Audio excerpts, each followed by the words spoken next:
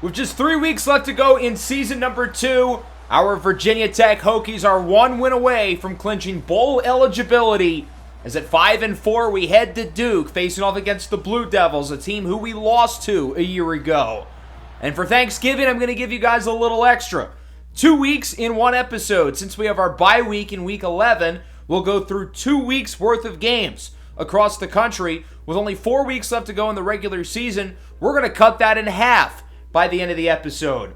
Last time around, we played against Louisville, and it was one of the biggest wins that our program has had in this series, beating a ranked opponent 31-17. Certainly was not a perfect game, but we definitely outplayed them. We outgained them by over 160 yards and played really solid on both sides of the ball. Judah Hudson, a possible first or second rounder in this year's draft, was not all that impressive. He wasn't bad, but I wouldn't say he was good either. You could argue he was outplayed by Cam Kingsbury, who I don't think was as good as the numbers suggested, had a bad interception and a fumble.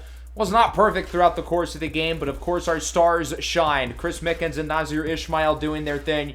And then the pass rush had their best game of the year. We had 6 sacks and an interception for DeBest World. So we've got a little momentum. We went 2-1 in our 3-game home stretch. And now we've got 3 games left to go. We're going on the road against a good Duke team at 6-3. And then we've got the big test against SMU. They're currently ranked number 2. And then senior day, the Commonwealth Clash against the University of Virginia. So, of course, we've got the Duke game in week 12. But we've got to start with week 11, one of our bye weeks. Have some fun games across the country. UNC, Notre Dame, big test for the Irish. Louisville and Miami. I'm curious to see how the Cardinals look. And then Memphis-Tulane is a huge game. Right now, Memphis would be the Group of 5 representative to make the playoff, but Tulane is ranked. They haven't lost a game in conference. If Tulane wins that one, then the American race certainly gets a little bit shaken up. This is what our playoff bracket looks like right now, but again, we've got 4 weeks left to go in the regular season. Most teams have 2, 3, some even with 4 games left. So obviously a lot at stake in every matchup. Let's briefly touch through recruiting as well. A lot of these recruiting battles really starting to come down to it. We don't have a very big class yet, but I do like the guys we've gotten so far. Skylar Matlock and George Ikuben, I think, are the 2 best players on the board. I also like the guard Braden Keys that we just landed. The races for Matthew Shelley and Hugh Wolf should end this week. I think we're going to get both. I thought the race for Shelley was going to end last week. Either we would get him or it would be enough for Georgia Tech, who just had him visit. And speaking of visits, Khalil Kaufman, Alfonso Hayden, and Noah McAdam all had great visits last week with the Louisville game. We've taken the lead. We've got Rakeem Dirth and Terrence Griffin visiting this week during the bye week. So hopefully things go well for those guys. I think the win against Louisville is really going to help us out. Beating a ranked opponent, having a few really good recruits, hopefully that'll help them choose to commit here. So we do land Matthew Shelley, simulating the week, a 4-star quarterback. Adds to the QB room. I like Cam Kingsbury in the long term, but it gets us another guy. He's got a fun skill set, and I'm really excited to develop him. It gives us an insurance option in case Cam Kingsbury doesn't pan out, which is still very much in the realm of possibility. And then Hugh Wolf, another one of the very best players on the board, local kid at defensive tackle. That's a big one for us. I really wanted to land him, and ultimately we do. We've got a couple new recruiting battles as well. Khalil Kaufman, Alfonso Hayden, and Noah McAdam, all of whom visited during the Louisville game. I don't think we would have had a chance for any of these guys without the Louisville visit. Now, unfortunately, we were in first place for all 3 of them coming into this week. We've dropped to second for both Kaufman and Hayden, which is not a great sign. I don't think all hope is lost for Kaufman. He visits Missouri this week. Missouri's in first place. If the visit goes well, we're not going to get him. But if the visit doesn't go well, they are playing a good Oklahoma team in week 12, then maybe it could happen. Hayden, I really don't like our chances, and then McAdam, we do with the lead, although it is very close with USC. Rakeem Dirth, he visited during the bye week. I guess it did not go well enough because he's down to 3, and we are not in that 3. Marquise Tyree is down to 5 schools out of nowhere. We were the only scholarship for him a week ago. How did this happen? His recruitment was open. Now he's at 5. Ohio State and Georgia going after him heavy. And then Jeremy Campbell, running back, going to Auburn. I kind of saw that one coming. Did not have a great visit during the North Carolina game. So let's go through our Week 11 matchups. We will start with Penn State and Wisconsin. The Nittany Lions sitting at number 15. And what I think makes this team so dangerous come playoff time, especially in the first round and possibly a colder weather climate, is they can really run the ball. They've got 3 NFL caliber running backs, including this kid, Hollywood Sherrill, the true sophomore, one of the most talented backs in the country, helping lead Penn State to the win 49-31. Very high-scoring game. Penn State is now number 10. They hold a playoff spot at the moment. Bugs Vitelli, 4 touchdowns, only 5 incompletions. He played great. And then look at the rushing stats. Christopher Liggett, 11 yards a carry. Hollywood Sherrill, 118 yards and 2 touchdowns. Even Simon Smith, who's a 91 overall, he can really play. The big test for Penn State is going to be next week. They play against Ohio State. The Buckeyes ranked in the top 3, only 1 loss. That's going to be the moneymaker for Penn State. Credit to Cannon Farmingdale completing 80% of his throws. The Penn State defense really did not have a great game. They're going to have to look a lot better next week against the Buckeyes. I think given that Penn State has 2 losses, if they beat Ohio State, that gives them the big resume boost to really lock themselves into a playoff spot. If they lose, I don't think it's going to happen. So I think the Ohio State game really determines if Penn State gets a playoff spot or not. Louisville's season is pretty much on the line. Now that they have 2 losses, they've dropped to number 25. This would be a massive statement win if they get it. And the only statement that was made for Louisville is that they are not playoff material. Miami mopped the floor against the Cardinals. Dominant win for the Canes. A big reminder of who the second team in the ACC is right now. 34-6. Judah Hudson, dear God, 8 for 28. He completed 28% of his throws, 90 yards and a pick. That is horrible. Biggest game of his career. He's an NFL prospect, and he lets up an absolute stinker. Graham Glikowski really wasn't all that impressive himself, but he was a whole lot better than Judah Hudson, who absolutely stunk it up. South Florida and UAB. This is a big one for South Florida, in my opinion. 6-2, undefeated in conference play. They've got a lot of big games coming up. They've got Tulane next week. They've got Memphis the following week. They need a lot to go their way if they want to make the playoff, but they certainly made a loud and clear statement today. UAB is a good team, but South Florida dominated 52-6. USF reminding everybody that they were the Group of 5 representative last year, and if you want to make the playoff this year as the Group of 5 team, you've got to get through us. South Florida now ranked number 22. Rough game for the talented senior Michael Johns, who's had a great year at UAB. He wasn't as bad as Judah Hudson was against Miami, so there's that. 2 scores for Joshua Scarborough, 4 on the ground for Brenton Volk. USF still undefeated in conference play. 2 big games over the next couple of weeks.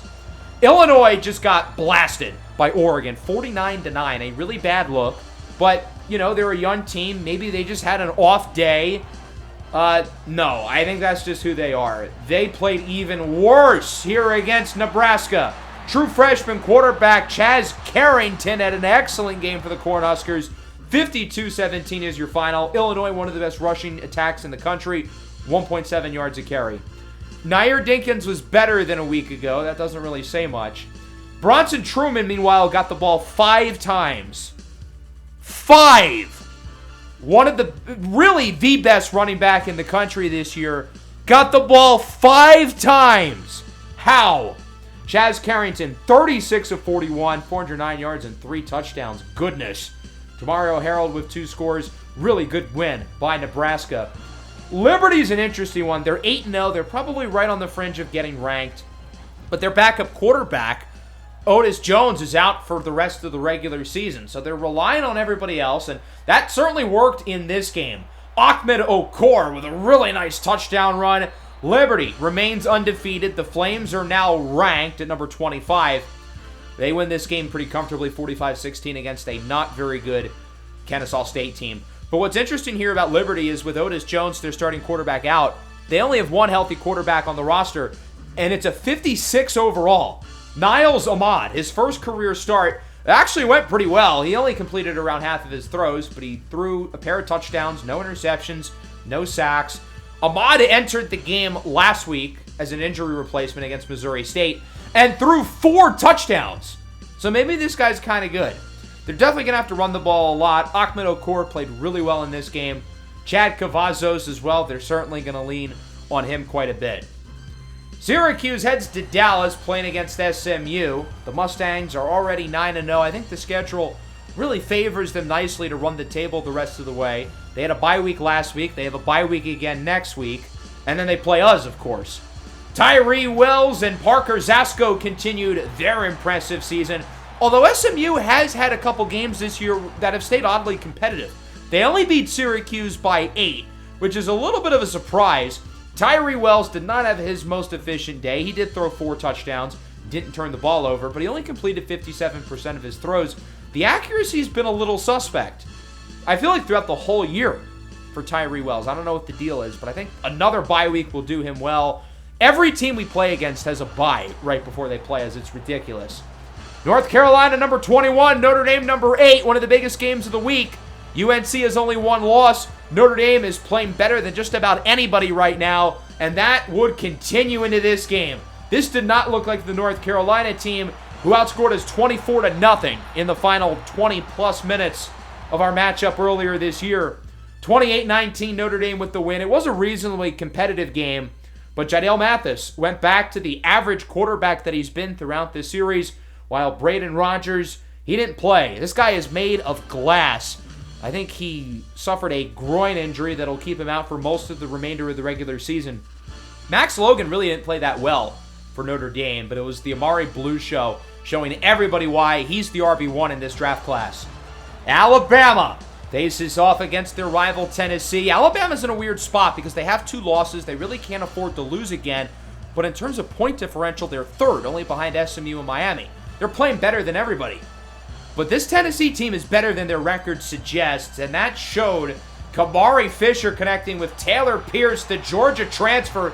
Tennessee, it's been a really disappointing season for them, now 4-5, but they upset Alabama, their arch rival, 46-35. Denny Love with a little bit of everything in this game. He threw for 5 touchdowns and 4 interceptions. Not great. Kieran Riddle threw like 4 interceptions the whole year last season, including the playoff. So in case there was any question of if Kieran Riddle was a system quarterback, no. Evan Sutton got hurt again as well. Evan Sutton and Braden Rogers might be the 2 most injury-prone players in the country. Kamari Fisher, another good game, while Sir Odiah Nobles made sure to remind everybody who the wide receiver 1 in this class is. 16 for $171. Alabama's clearly a top 12 team in the country, but they got 3 losses. They need a lot of help if they want to make the playoff. That would start with an Ole Miss loss. I know it probably hurts Alabama fans to root for Auburn, but an Auburn win would be the best possible scenario for the Crimson Tide, and sure enough, that's exactly what would happen. The Tigers very quietly improved to 8-2 with this win over Ole Miss, who also now has 3 losses and also is on the outside looking in. 45-42 your final. How is Auburn not ranked? They're 8-2 in the SEC. They just got a statement win against a really good Ole Miss squad. How are they not ranked? If they run the table and beat Alabama in the Iron Bowl, there's a real argument they belong in the playoff. Archie Gambit, 2 scores. Rudy Hollison with 4 through the air. Huge game for Reyna. As for Ole Miss, Galeo Barron, a little bit of everything. 428 yards, 3 touchdowns, 3 picks. Much like Denny Love, in his biggest game of the year, he folded. Although Amari Simpkins continues to look the part of a first-round pick. He's awesome. UConn heads to NC State, facing off against the Wolfpack. NC State with 2 losses. They certainly like seeing teams like Alabama and Ole Miss fall below them. NC State's going to need some help, and they were actually down pretty big in this game. But Jalen Highsmith would help lead a 4th-quarter comeback. NC State keeps their playoff hopes alive as they're able to hold off the UConn Huskies. NC State wins it 34-24, outscoring UConn 18-0 in the final quarter. Jalen Highsmith, 413 yards on 70% completion percentage. Jaden Granger, 2 scores. Zakir Barrett, the starting running back, a little bit quieter on the ground, but he had the game-winning touchdown through the air, making up for it. As for UConn, good effort against a really good team on the road. Emmanuel Bettis was solid. Touchdowns for Kofi Togiai and Kodak Hawk through the air. Oklahoma facing off against the University of Florida. The Sooners are in an interesting spot right now. They're 7-2.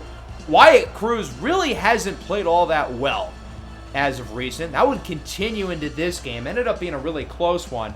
Oklahoma would avoid the upset, largely because of their young sophomore running back, Sean Burris. Look at him breaking the tackle into the end zone. I think he'll be a candidate to be RB1 next year, along with the Florida running back, Malachi Dunham.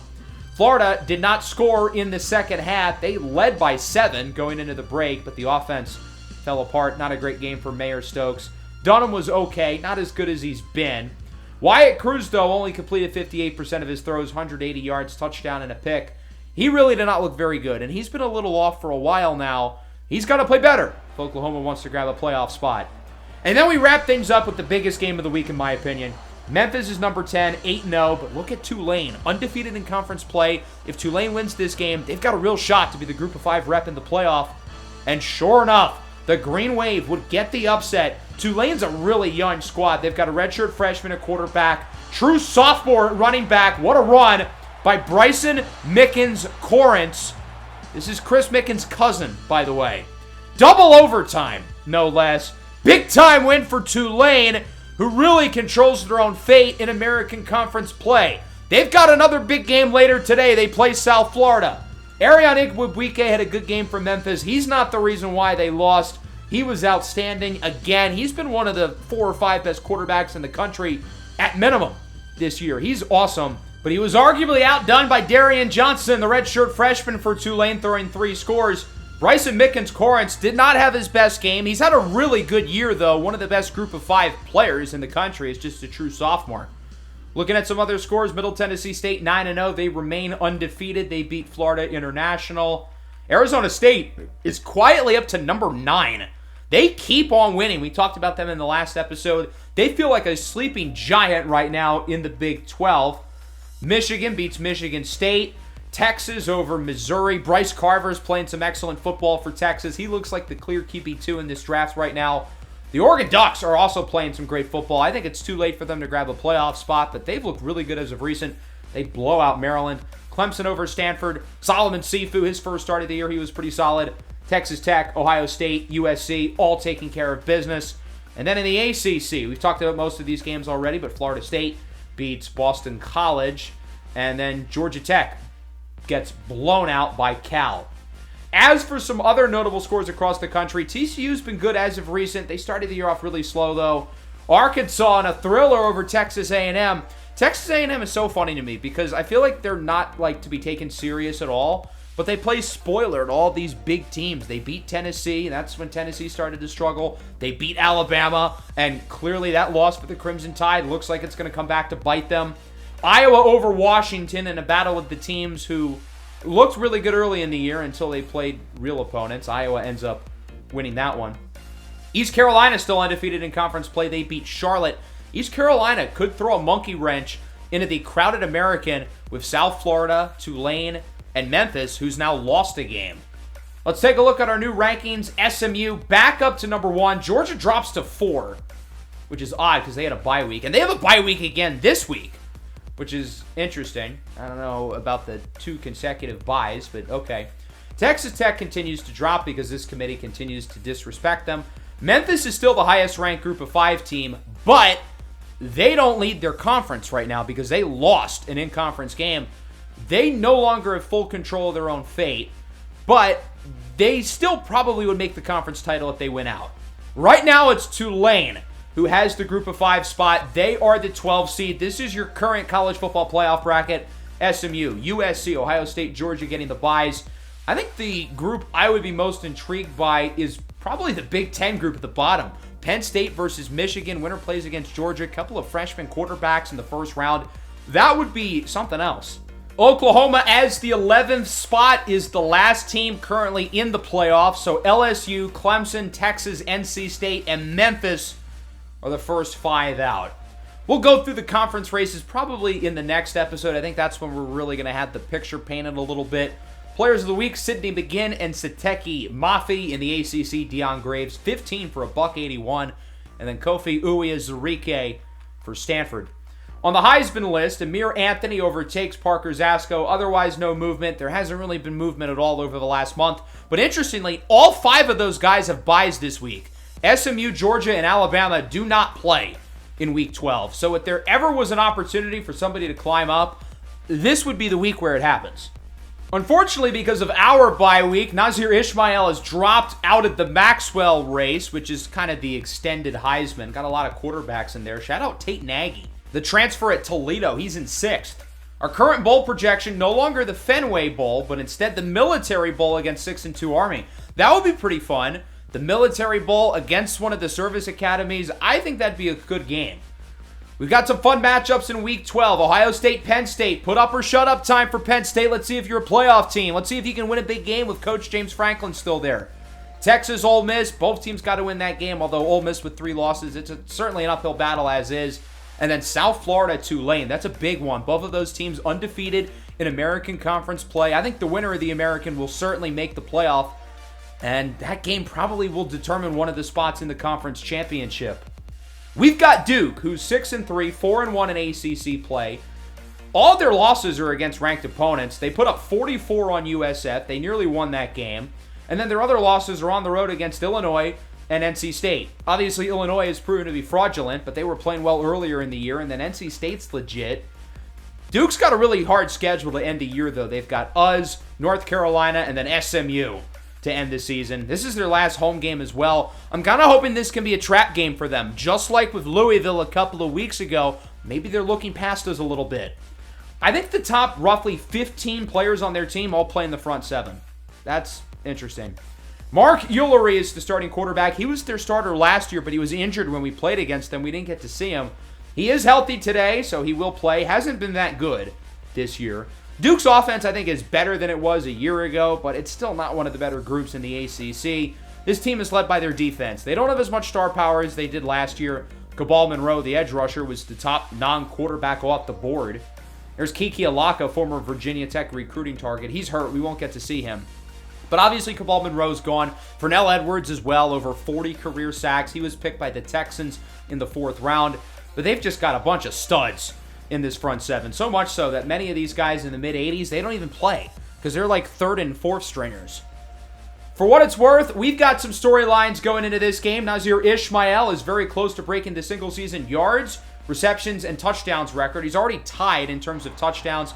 He's probably about 40 yards away, so he should break that today. And then receptions, he would need 11 to tie Isaiah Ford. That one's a little bit less likely, but I would say possible. As we go into this matchup here in Durham, North Carolina, Duke 6-3, Virginia Tech 5-4, Hokies coming off a bye week. Let's see how we can look coming off a big program win against Louisville. We lost to Duke last year. It was a very ugly, very low-scoring game. That's how Duke likes to play. They're not as talented as they were a year ago defensively with no Cabal Monroe, no Fernell Edwards. Those guys, of course, now in the NFL. 2nd down and 4 with a man in motion. Kingsbury down the field, wide open. Trevor Adams, he's had a quiet year, just his 4th catch of the season. He was supposed to be our slot guy, but he got benched early in the year. He was really struggling. Xavier Baker ended up taking that spot from him. Virgo in motion here on 2nd and 10. Kingsbury on the run, under pressure. Cannot get rid of it. Dakota Van Dyke. He's their best pass rusher. His 9th sack of the season. He's trying to throw it away. Kingsbury's allergic to throwing it away on the run. I don't know why. I'm clicking the button, damn it. 3rd and 19. Kingsbury looking. He's got Ishmael who gets 20. When in doubt, on 3rd and long, throw it up for number 1 and trust him to come down with it. Great route, great throw, great everything. Kingsbury on 2nd and 7 looks to scramble. He's got the 1st down inside the 30. Slides it around the 25. Good run by Cam Kingsbury. I want to see him be more of a runner. I want to see more plays like that. Obviously, he's not Clyde Poole running around back there, but he can move a little bit. Under pressure, throws it up, and it's caught. Daniel Caffrey, what a catch. And the Hokies have it in the red zone, looking to punch it in. 2nd down and about 5 or 6. Kingsbury scrambles to the left, under pressure. Again, why can't he throw it away? He is sacked by Akeem Swift, his 1st sack of the year. Only a loss of 3, I guess. That'll make it a 3rd and 9. Kingsbury up the middle, broken away for Ishmael. That'll bring out the field goal unit. It's a 28-yarder for KC Swinger. It's not a gimme from the left hash. The true freshman looking to put the Hokies on the board first. His kick is up, and it is good. 3-0 lead for Virginia Tech. We take our first look at the Duke offense. Mark Ullery leads the way, 10 interceptions. He's completed less than half of his throws this year. With 5 minutes to go in the quarter on 2nd and 9. Play action. Ullery looks to throw it. He'll go short. Dominic Stead, the redshirt freshman, with a nice play after the catch. Pushed out of bounds for a gain of around 13. And a 1st down for Duke. 2nd and 10. It's Sergio Ring, the running back. He loses a lot, about 5. Emmanuel DeRougy had his best game as a Hokie a week ago with 2 sacks. I guess 2 weeks ago because of the bye. 3rd and 15. Ullery looks to throw it down the field. Wide open! Davis Oranger gets 22 yards. That was pitiful coverage. Come on. On 3rd and 15. Can't let that happen. Under 2 minutes to go in the quarter. Back to Ring. And he is thrown down for a loss. Mitch Myrie leads the way. Omani Hicken was there as well. Hicken had a strip sack in the Louisville game. Biggest play of the redshirt sophomore linebacker's career. Ullery on 3rd down. It's dropped. So Duke is going to have to punt it away in and out of the hands of Stead. And Virginia Tech gets it back. Good start for the defense, who's coming off a really good game against Louisville after a cold stretch of about 3 or 4 weeks. Kingsbury on the run. He's got the tight end, Jack Stesko. Past the 30. Nice little play after the catch for the senior transfer from Bowling Green. So far, Kingsbury's looked pretty solid in this game. He's got Chris Mickens, who loses yardage. Good play behind the line of scrimmage. It's Marvin Fulcher Jr., who brings him down for Duke. 2nd down and 11, 20 seconds to go in the quarter. Kingsbury looks to throw it, looking for Ishmael, tipped up and intercepted! John Iannacho's got it! Inside the 10, the 5, into the end zone, it's a pick 6. And Duke takes the lead. A rare drop by Nazir Ishmael. He's so good and physical at the catch point. It was a really hard play, but usually he comes down with it. We're so used to him coming down with those tough catches that Kingsbury figures, I'll try it for him anyway. Tips up, right into the hands of Iannacho, who takes it all the way for a touchdown, and Duke takes the lead late in the first quarter. In a game that could end up being pretty low scoring, given that these are 2 good defenses and 2 inconsistent offenses, to allow a big takeaway and a defensive touchdown like that is a killer. That could really bite us in the rear end later in this game if we're struggling to get points. Kingsbury was so consistent in terms of limiting turnovers earlier in the year, but he's throwing more interceptions as that one is well high for Xavier Baker. We're going to get a 1st down, though. Defensive pass interference on Iannacho, who just had the pick 6. That's a pretty bad penalty because I don't think Baker would have caught that ball regardless of the contact, so they're basically giving us the 1st down, and we'll take that. Chris Mickens with space to the left, a nice juke move. Got to get him going. Quiet opening quarter for both Mickens and Ishmael. Ishmael only had the 1 big catch, while Mickens had like 5 yards. So we certainly need to get our 2 stars going. RPO for Virgo. He's lit up for a loss of 4. It's Richard Magier who brings him down. We had no choice but to stick with the run there. The 2 receivers who we had running screens, they were both heavily covered. So it's either lose 4 or throw a pick. 3rd and 8. Look at Mickens with a nice move. Gets the 1st down. When in doubt, give it to your star players. Kingsbury, 8 of 10, 89 yards. Other than the interception, he's thrown the ball pretty well so far. Play action, Kingsbury to throw it. No, he's got room up the middle. He'll juke by the linebacker and slides, or I guess dives forward for a 1st down. I think Kingsbury's looking really good. Minus the turnover, which was tipped out of Ishmael's hands. He still shouldn't have made that throw, but he's looking good right now. Here's Mickens to the left. Mickens inside the 10. Tries to stiff arm away from the defender. That's not really his game. His game is making guys miss by juking him out. He should have tried to do that. As it's 3rd down and about 4. Handoff. Mickens stuffed for a loss of 2. It's John Iannacho again who makes the play. I wanted to run the ball so where even if we don't get it, it'd be a 4th and short. We could punch it in. It's 4th and 6. We've got a kick. It's from the left hash, though. Again, not easy. 23-yarder is no good. Swinyer misses to the left. That's brutal. We are significantly outplaying Duke, but we're shooting ourselves in the foot. The pick 6, the missed field goal, that's 10 points right there. And again, in a game that might not have a lot of scoring, we can't be allowing for these 10-point swings. Nice little short throw for the tight end. That goes for a 1st down. So far, the Duke offense has functioned very similar to North Carolina a few weeks ago. A lot of passes behind the line of scrimmage, get these guys open in space. Here they are again. Juke move, fumble! Picked up by Gold! Okay, so the game says it's Duke's ball still. But that clearly was a fumble. Mitch Myrie pops it out. Elihu Gold clearly recovered it. I'm not sure what I'm missing. Maybe Gold was out of bounds when he recovered it? I don't know. Let's look at this play again. It clearly looked like a fumble. Forced out by Mitch Myrie, who punches it away. Gold recovers. I'm not sure if he had the 2 feet in bounds as he picked up the ball. I think it's worth throwing the challenge flag. I thought in real time it was clearly a fumble, but from that angle, I don't think so. Elbow is down. He still has possession of the ball. And for what it's worth, I don't think Elihu Gold was in bounds when he recovered it. I think his big toe was out as he picked it up. So it's not a forced fumble, and even if it was, Gold was not in bounds to recover it. So unfortunately, this play will stand, and the fumble will not count. Duke gets to keep possession.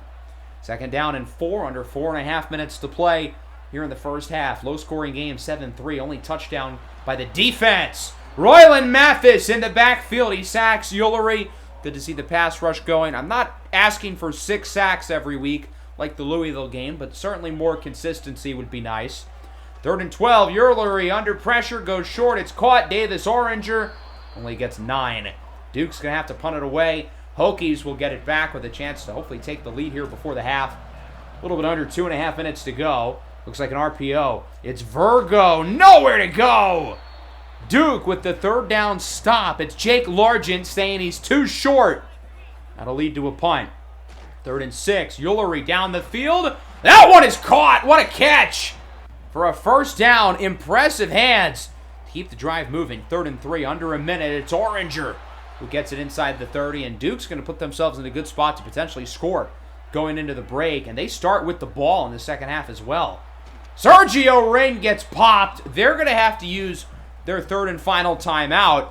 So Duke's got to be smart here with how they manage the clock. I don't think they should have run the ball on 2nd and 10 in hindsight. So we're looking at a 3rd and pretty long.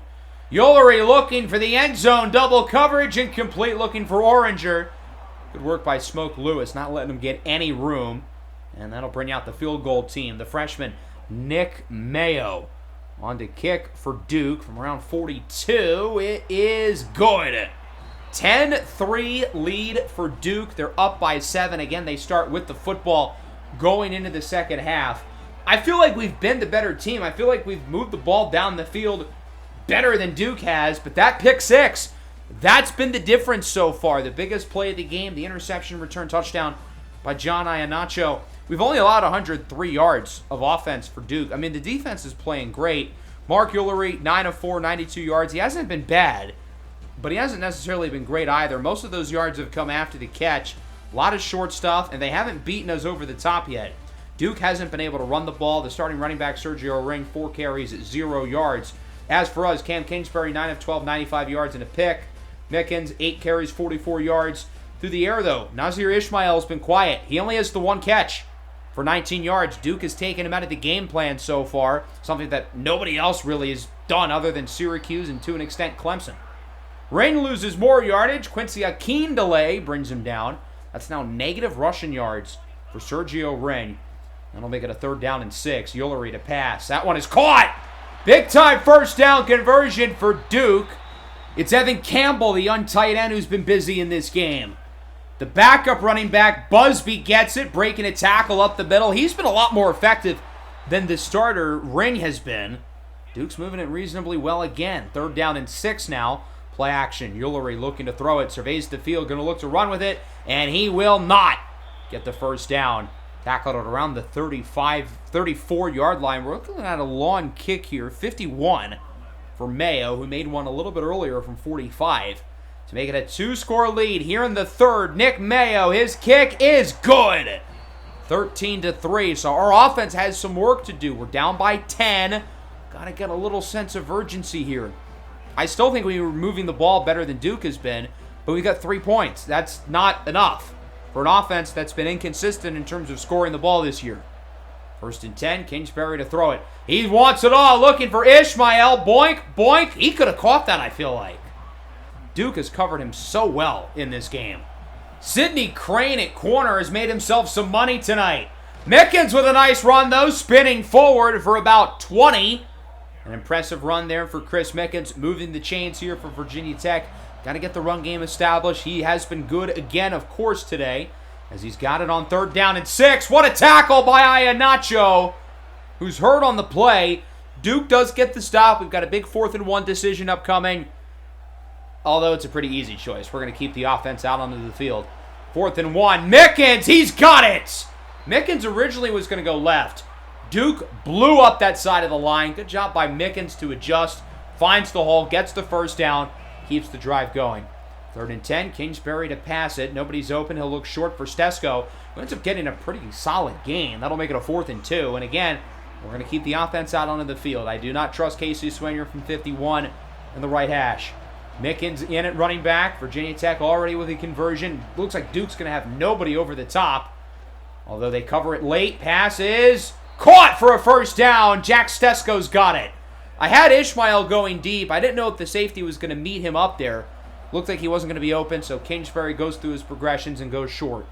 2nd-and-10, under pressure. Kingsbury on the run, back of the end zone. Touchdown! Nazir Ishmael, a record-setting acrobatic touchdown to put the Hokies within 3. Did he drag a foot inbounds? Let's look at the replay again. What a throw. Under pressure. I think he got 2. That's an NFL catch by an NFL receiver. The booth would review it, but he was inbounds. His 12th receiving touchdown of the year that breaks Isaiah Ford's single-season Virginia Tech record. Isaiah Ford was a really good player here, former NFL guy, I believe, with the Dolphins. But his records are going to be shattered by Nazir Ishmael, who already has the career Virginia Tech receiving touchdown record. I think he's at like 26-7 now at this point. And he still has a year and a half left of eligibility. Not that we're expecting to have him after this year, as Evan Campbell gets the first down. Around a minute left in the quarter. 3rd-and-2. RPO. That one is caught. Broken tackle. First down for Duke. That continues to be the game plan. All these throws behind the line of scrimmage for a team that's inconsistent and inefficient with the vertical passing game. I like that they're trying to change things up. Ring loses a yard. Royland Mathis brings him down. Big 3rd-and-12 upcoming to start the 4th. I liked what I saw in the 3rd. Offense only had 1 drive, but they marched down the field, 2 big 4th down conversions, and our star players making plays. Mickens had a couple big ones. Nazir Ishmael with an incredible touchdown. He still only has 2 receptions, though, which is not enough. He averages 7, 8, 9 catches a game. We've got to find more ways to give him the ball. What is happening with the camera? Okay, 3rd down and 12. Yullery looks to throw it. Looking deep down the field, one-on-one coverage. Tipped and picked off. Mitch Myrie's got it. Elihu Gold tips it in his hands. Now, it's really an arm punt because we would have gotten the ball with similar field position anyway. But it helps the stats, I guess. That can't hurt.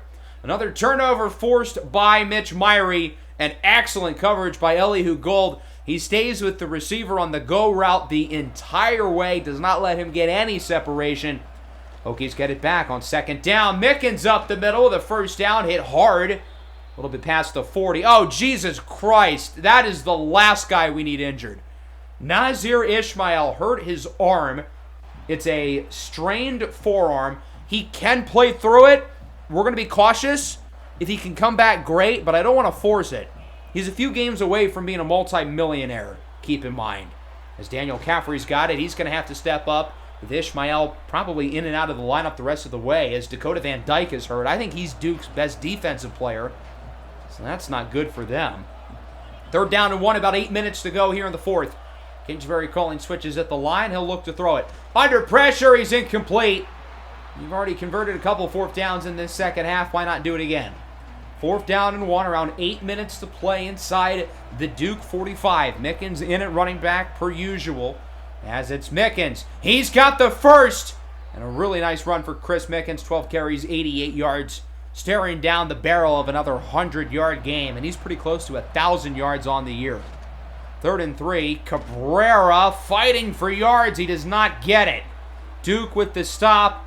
We could tie it, but we're this close. We're going to go for it again. 4th down and 2. 3 for 3 on 4th downs in this second half. Kingsbury to throw. Incomplete! Stesko was open, but he runs into the receiver, which messes up his route. That was a good throw, good decision by Cam, but just bad offensive execution and bad tackling there by Smoke Lewis. What was that? Davis Oranger with the first down. This clock is ticking. 5.5 minutes to go. we've got to make sure we give the offense enough time with the ball back. Wide open down the field inside the 20.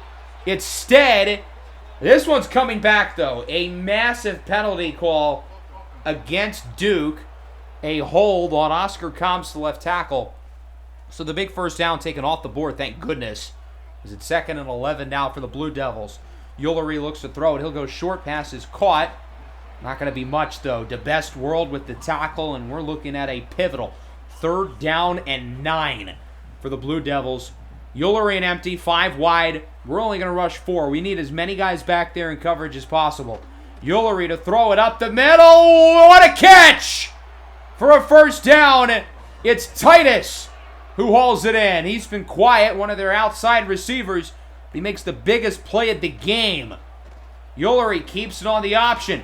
Ullery with a nice move. He gets leveled by Gold. But they've got a great chance to continue to chew some clock here. Under 4 minutes to go.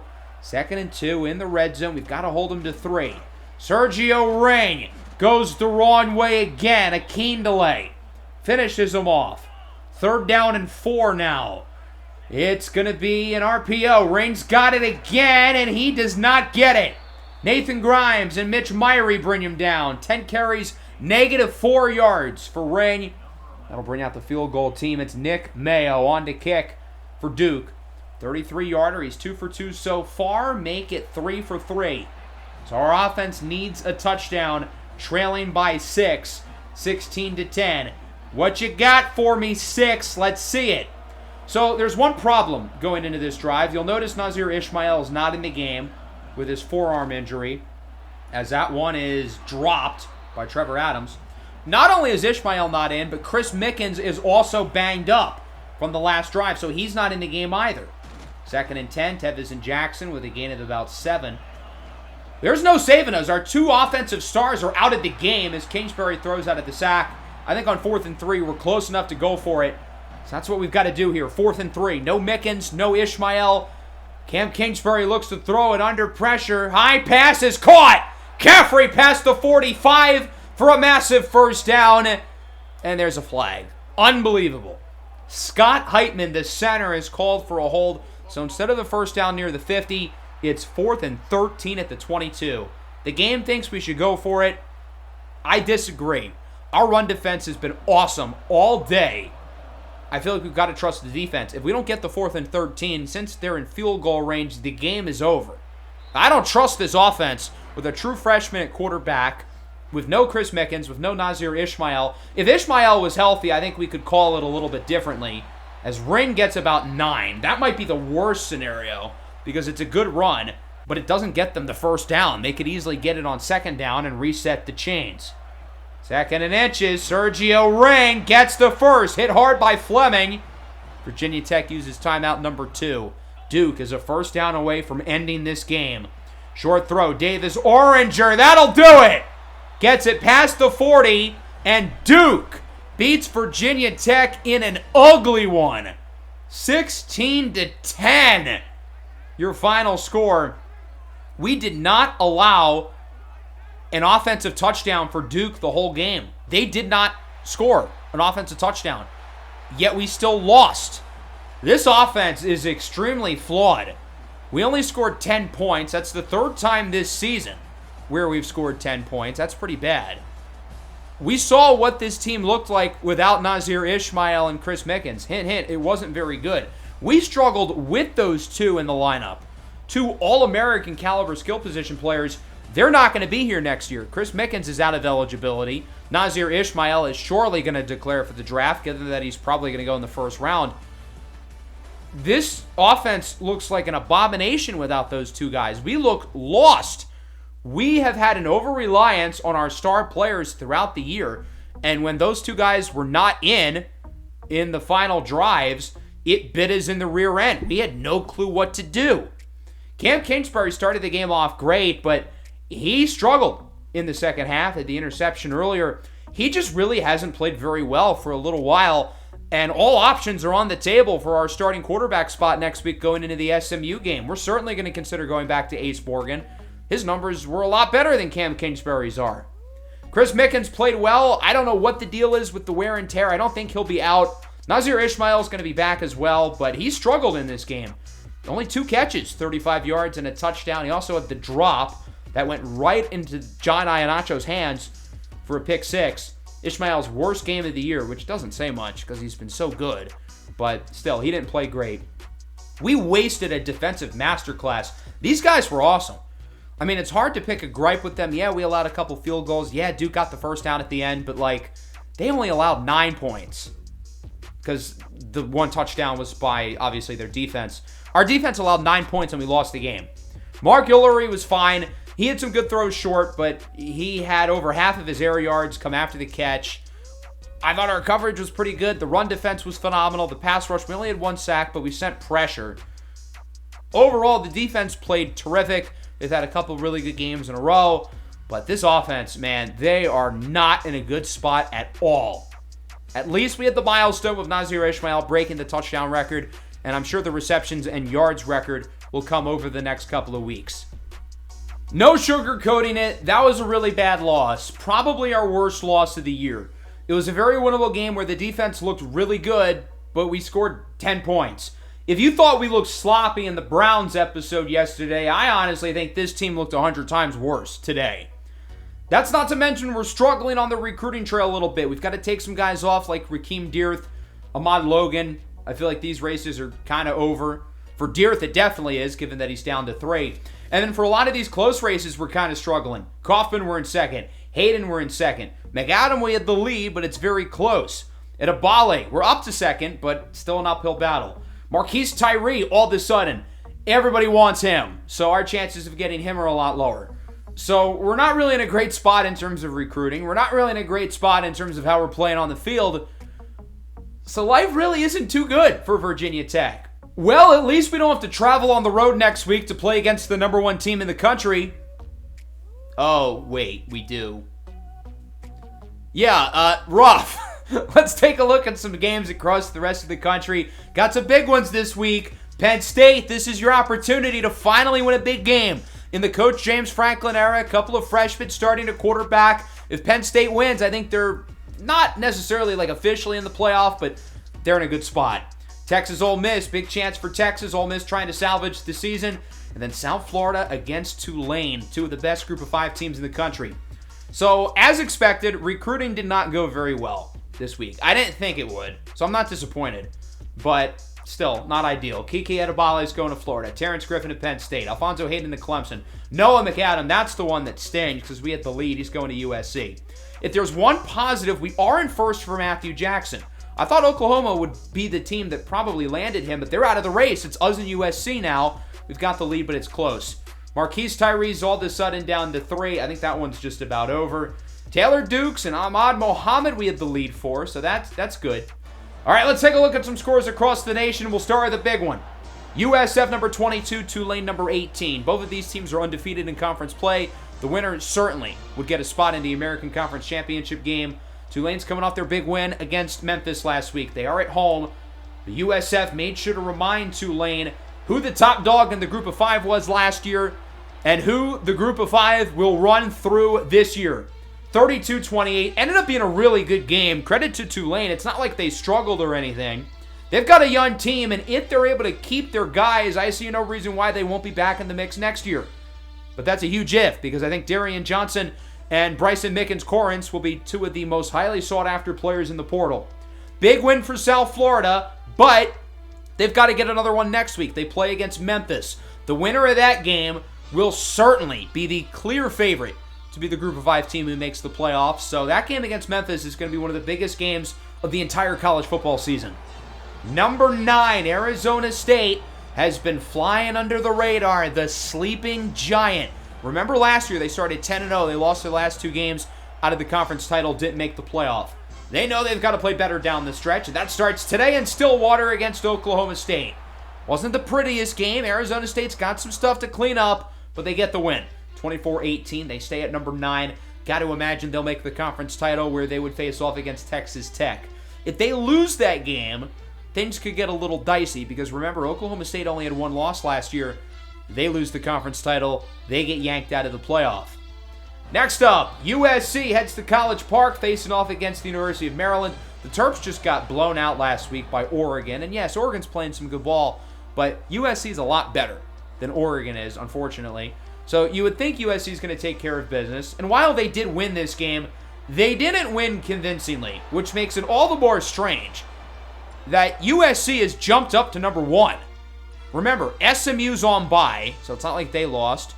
Georgia's on bye, so it's not like they lost. Like, obviously, USC deserves to be ranked pretty highly. They're 9-1 in a very competitive conference with some really good wins. Number 1 feels a bit much. Although, Jackson played really well. He's going to be the X factor for them, I think, in the playoff, given that he's now a little older, has some more experience. This might be the biggest game of the year so far. If Penn State wins, they're probably in the playoff. If they lose this game, they're not. There's a lot at stake at home at Happy Valley against Ohio State. A couple of freshman quarterbacks. Let's just say it's a Bug's life. Bugs Vitelli, the true freshman, did not play his best in this game, but he had a passing and rushing touchdown.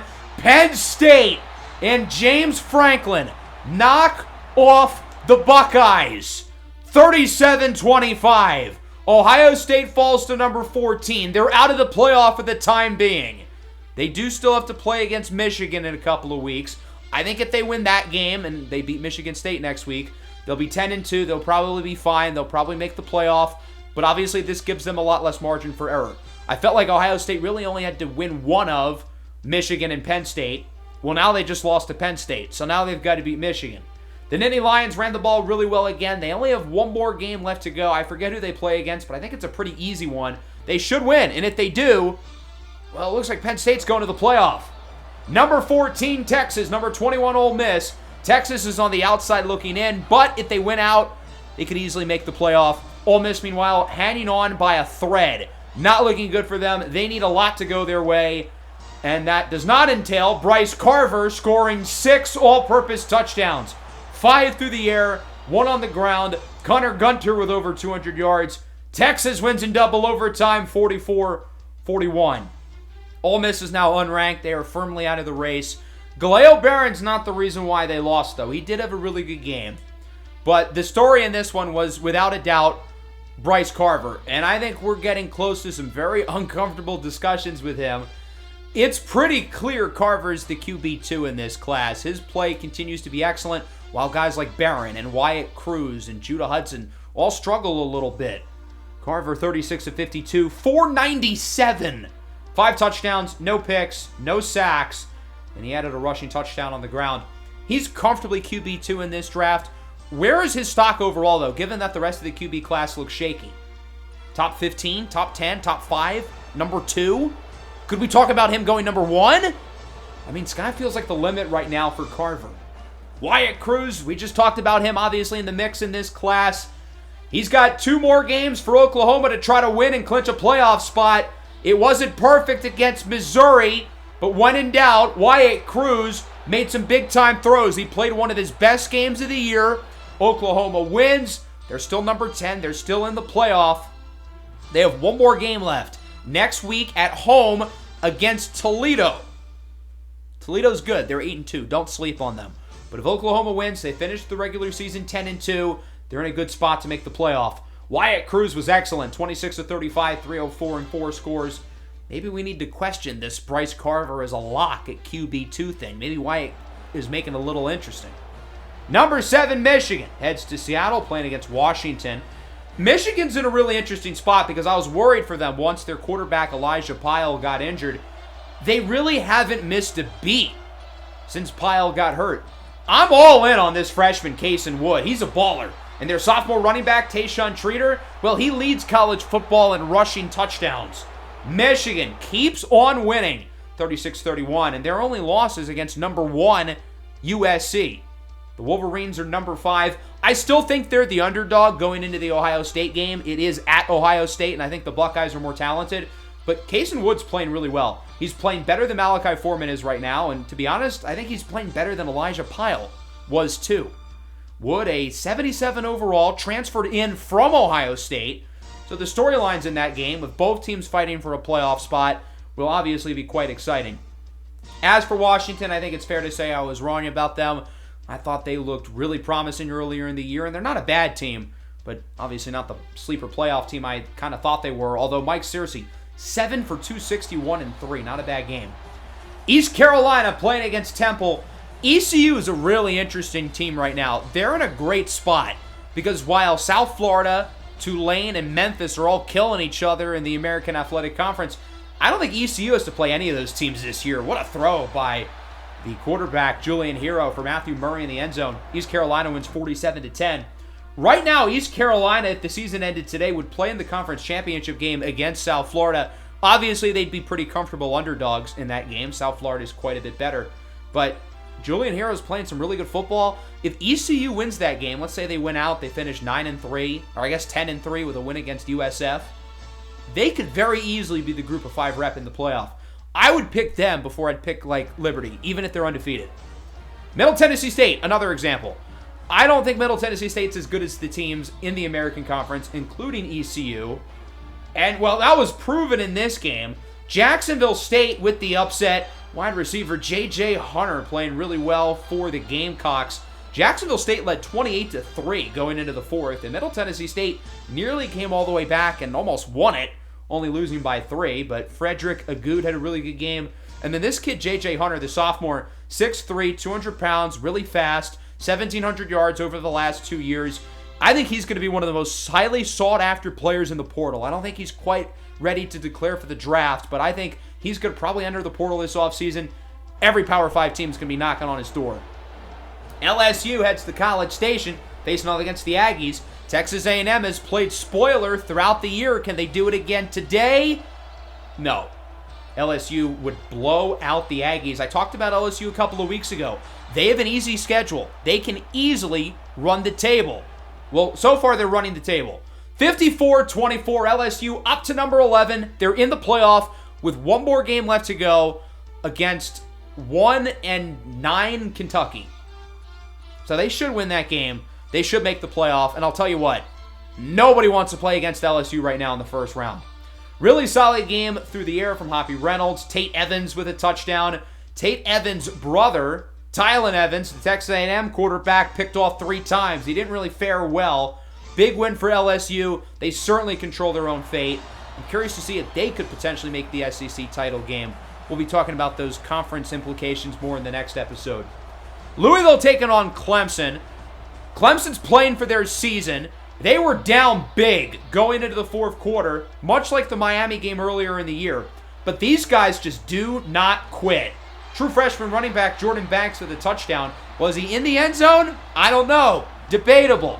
Clemson comes from behind. They win it 24-17. In a game where Nick Eberle stunk, by the way. The Clemson offense as a whole was terrible. They had 3 points through the first 3 quarters. But we saw them have the crazy comeback against Miami. They had to battle to beat us.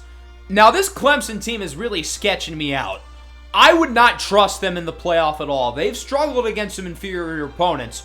But when the lights are the brightest, the money and the chips are at the front of the table, these guys just have a knack of going up against adversity and finding ways to win games. Judah Hudson, meanwhile, yikes. 16-33, 161 yards, 3 interceptions. You thought last week was bad when he completed 8 throws. This week, he was just as bad. 2 biggest games of the year against Miami and Clemson, and Judah Hudson has played horribly. Now, he did run it well, but still, he is not going to be an NFL quarterback next year. There's no way he can declare for the draft after back-to-back horrible games. Liberty remains undefeated. They beat New Mexico State. Memphis back on the win column. They put up 52 against Charlotte. Miami takes care of business. Illinois, close win over Purdue. Nebraska, number 17. Look at them. North Carolina over Stanford. UNC back up to number 24. Although Solomon Sifu is playing reasonably well, Stanford goes from the playoff to not even making a bowl game. Quite the fall from grace for the Cardinal. Good win for Troy. Their running back, Jermaine Hightower-Jones, the rushing champion last year, has a chance to win it again. NIU beats Michigan State 53-51. I wouldn't worry too much about that game if I was Ohio State next week. We talked about East Carolina. They're unranked, but they have as much pull as just about anybody in the group of 5. Notre Dame over UConn. They move up to number 7. Seems like pretty smooth sailing for the Irish as they near the end of their season, looking to make it back into the playoff. Iowa loses to Minnesota. That's a little bit of a surprise. I guess Iowa really wasn't that good. Ohio State broke them. So USC is number 1. I don't agree with it. I think SMU, Georgia, Texas Tech probably should be the top 3. Maybe Miami as well. USC should be no higher than like 6 or 7. I think Notre Dame should be higher than USC as well. Middle Tennessee State, Ole Miss, Oregon dropping out of the rankings. Duke moves up along with UNC. And finally Auburn at 8-2. Here's a new look at our playoff bracket. USF, after beating Tulane, is now the group of 5 rep. There are some fun matchups potentially. I really like the group with LSU, Texas Tech, and Miami. I think any of those 3 teams can make it out. That would be cinema. I also think a first-round game with USF and Michigan would be really exciting. We know USF is certainly capable of winning those first-round games. Dexter White, 15 for a $196 and 3 scores. He was the Offensive Player of the Week. We almost got him in the portal, along with Jimmy Hitchcock defensively, Chauncey Conklin and Dom Yancey winning in the ACC. So the Heisman race, remember, Alabama, Georgia, and SMU all had buys. If there's any time we're going to get movement, it's going to be now. And sure enough, in 5th place is Bryce Carver. Now, I'm kind of wondering why the other guys are all swapping spots because none of them played last week. That doesn't really make sense.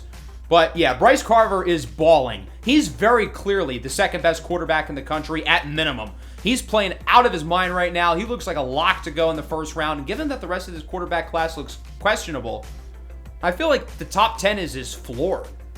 I mean, this guy looks like a top 5 pick. He might go number 2. Hell, we could even have conversations about him going number 1, depending on how the rest of the season ends. Meanwhile, our new projection is back in the Fenway Bowl against Memphis. That would be a really fun game. We would certainly be the underdog, but Memphis has obviously got themselves a great team. I'm sure that would be a very disappointing end to their year if they end up in the Fenway Bowl rather than the playoff, which they're certainly capable of. We're headed to Dallas next week. Number 2, SMU, one of just 3 undefeated teams in all of college football remaining. We've got some big games across the nation. A lot of teams like LSU, Oklahoma, Penn State wrap up their regular seasons. Could be their last opportunity to prove to the committee why they belong in the playoff. And then Memphis USF, I think, is one of the biggest games of the year. That game firmly shapes up the American Conference Championship and probably will decide the group of 5 representative in the playoff. Memphis and South Florida do look like the 2 best group of 5 teams to me. Now, chances are the winner of that game will play East Carolina in the conference title, especially if it's USF. If Memphis wins, then things get dicey because Memphis will have beaten South Florida. South Florida will have beaten Tulane. Tulane will have beaten Memphis. So it gets kind of awkward at that point. That would be chaos, which would be kind of fun. But I wouldn't mind seeing South Florida back in the playoff either, given that they played really well in the postseason last year, blowing out Tennessee in the first round. We'll go through all the conference storylines in the next episode, along with our game against SMU. We're going to try to go out there and have fun. I really don't know what to expect. SMU, I think, has been the best team in the country all year. So, yeah, we're going to be in for it. The projected Heisman winner, the projected number 1 pick, and probably the best running back in the country, too. Hope you guys enjoyed, even though our team played like dog water, or our offense played like dog water today. I don't want to disrespect the defense. Make sure to leave a like, subscribe if you're new. Peace out.